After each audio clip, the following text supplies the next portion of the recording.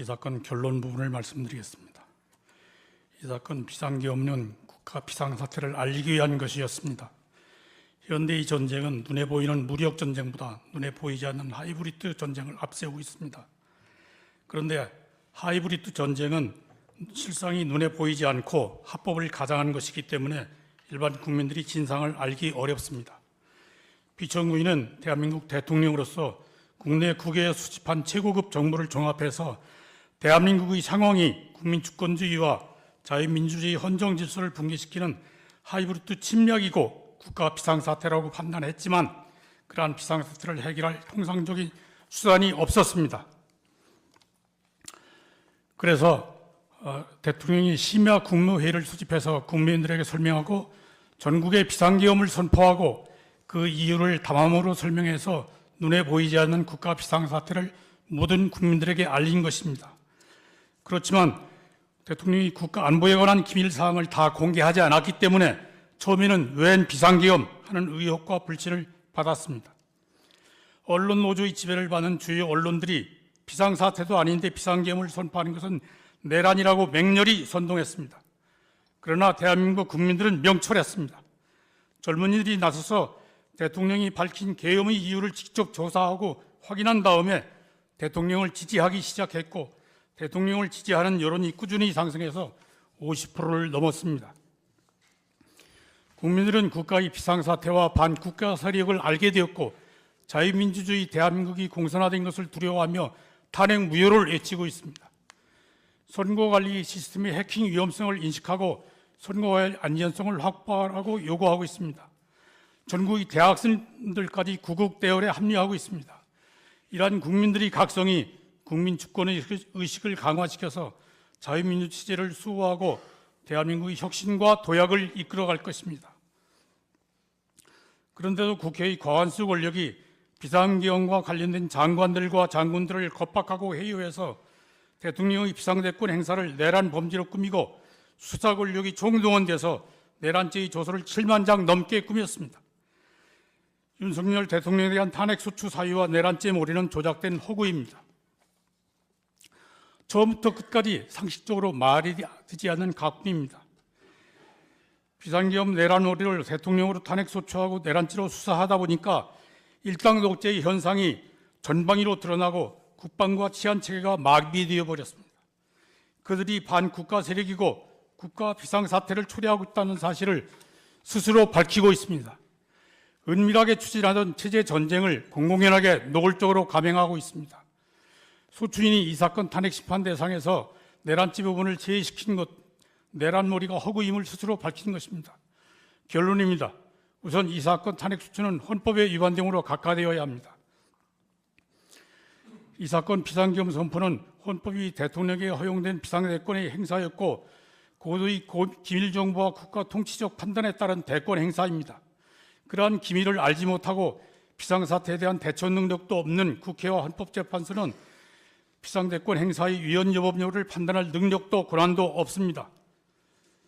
헌법이 대통령을 탄핵 수초하려면 국회의원 200인 이상의 찬성을 얻어야 한다고 규정한 취지는 국회의원 200명 이상의 찬성을 얻지 못하면 부결 확정되게 한 것입니다. 그런데 12월 7일 1차 표결에서 의결 종족수를 채우지 못해서 부결 확정되었는데 12월 일주일 후에 동일한 사유로 재차 표결해서 탄핵 소추한 것입니다. 그것은 헌법에 위반됩니다.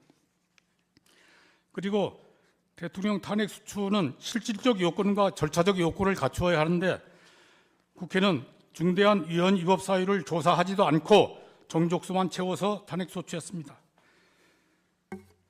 탄핵 소추를 의결하면 그것만으로 피수차의 직무가 정지되게 규정한 것은 중대한 위법 사유를 조사 확인한 것을 전제로 하는 것입니다. 중대한 위헌 위법소가 확인되지 않으면 국회의원 200인 이상이 찬성한다고 해서 대통령이 직무를 정지시킬 수는 없는 것입니다. 그래서 국회가 이 사건 중대한 위헌 위법 사유를 조사하지 않고 대통령 탄핵 소추했기 때문에 그것은 부적법하고 헌법재판소는 탄핵 소추기관의 조사 업무를 계속할 것이 아니고 탄핵 심판을 해서 탄핵 소추를 각하하고 피소추인이 부당하게 정지된 직무를 회복시켜야 마땅합니다. 그리고 국회의 과반수 권력이 대통령의 비상계엄 선포를 내란죄로 몰아서 탄핵소추 의결수를 정족수를 태운 다음에 헌법재판소의 탄핵 심판 대상에서는 내란죄 부분을 제외했습니다. 그래서 내란죄 부분을 뺀 나머지 심판 대상에서는 국회의원 200인 이상의 찬성을 얻었다고 볼 수 없습니다. 그리고 이 사건 비상계엄 선포는 헌법 질서를 수호하기 위한 것이라 아니라 정권을 탈취하라는 목적에서 감행된 것이고 탄핵소추권을 남용한 것입니다. 그러므로 이 사건 탄핵소추는 각하되어야 마땅합니다. 그리고 이 사건 탄핵 사유를 인정할 증거가 없습니다. 헌법재판소 40조 2항은 탄핵 심판 절차의 증거조사는 민사소법을 따르지 말고 형사소법을 준용하라고 명시하고 있습니다. 형사소법 312조는 수사기관이 제3자의 진술을 기재한 조서는 진정하게 작성되었더라도 그 진실성이 확인한 경우에만 심판 자료로 증거 자료로 쓸 수 있다고 규정하고 있습니다. 헌법재판소는 탄핵 심판의 특수성을 앞세워서 형사소법의 전문부칙을 완화하여 적용할 수 있다고 주장하지만 그것은 사실조사 대상에 대해서는 적용되지 않는 것입니다. 위헌 여부의 평가 대상인 사실관계의 전부에 관한 조사는 소추기관에서 조사하든 심판기관에서 조사하든 형사소법의 전문부칙을 엄격히 적용해서 해야 하는 것이고 그렇게 확정된 사유가 중대한 위헌 위법에 해당되는 여부, 파면의 상당성 여부가 있는지 여부에 대해 판단하는 과정에서는 전문부칙을 완화하여 적용할 수 있을 뿐입니다. 그리고 소추인이 이 사건 증거로 제출한 것은 대부분 제3자의 진술을 기재한 조서이고 피청구인이 증거로 쓰는 데 동의하지 않았기 때문에 피청구인이 이 법정에서 그 진술 내용이 실제 사실과 부합하는지 여부를 확인한 경우에만 증거로 사용할 수 있습니다.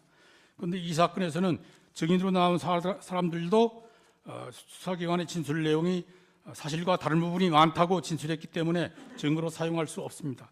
결국 이 사건 탄핵 사유를 인정할 적법한 증거 자료가 없기 때문에 이 사건 탄핵 소추는 기각되어야 합니다.